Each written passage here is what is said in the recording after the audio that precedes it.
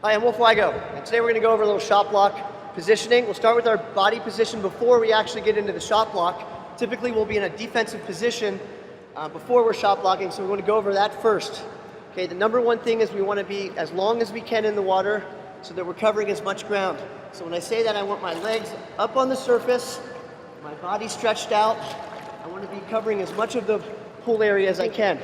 A lot of people, when they're in defense, they've got their hips down, and when they shot block, they can't cover ground, or they don't have their hips out enough. They're sort of on this kind of angle, okay, a 45-degree angle, and you really want to be all the way lined up 180 degrees so that when I step to block, I'm actually covering ground and covering distance and getting on the shooter as much as I can. Okay, so we'll go over that. I want to start long, 180 degrees like a line. Okay, when I step, I'm going to use the inside of my leg. Okay, I'm going to use my hands to push, and that's going to help me cover a lot of ground.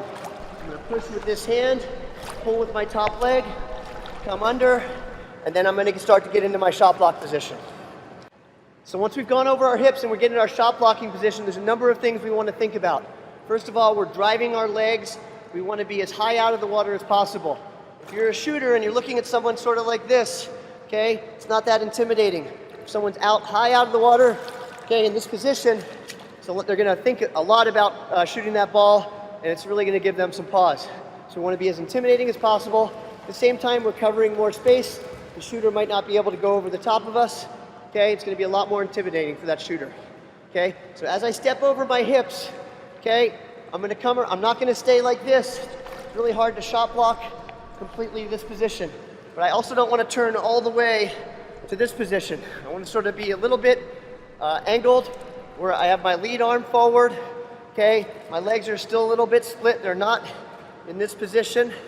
Okay, this gives me a lot more mobility. If I start to move on the shooter, okay, I'm not going to sink. I wouldn't just fall forward like if I don't have one leg forward. Also, when the ball passes, it's going to be a lot easier for me to drop my hand and just do a quick breaststroke kick from this angle as opposed to be facing all the way up and then have to swivel my body. It adds an extra layer. Okay, so I want to have my legs in this position. Okay, they're under me, driving 100%. If I'm blocking with my left arm, my left leg is forward a little bit. Okay, I've got my fingers spread, okay, not like this. I want to make sure my hand angle is flat. I don't want my hand to be angled at all. I don't want my wrist to go back, okay? Otherwise the ball could go off my hand and lob into the goal. Okay, so facing forward a little bit, fingers spread, egg beatering up, a slight bend to my elbow. I don't want to be like this. It's hard to get my fingers right, and it's hard for me to react. So a slight bend in the elbow. I can flex my hand and move, okay, and follow the shooter. Okay, so this is my position.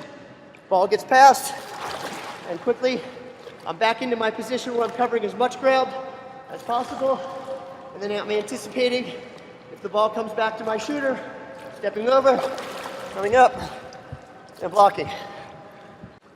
When stepping into our shot block and moving on a player who has the ball, as we're in our good position, we want to step and come with our opposite hand to help knock down the player so that we can control the player if they try and make a move on us. Okay, so let's watch it here.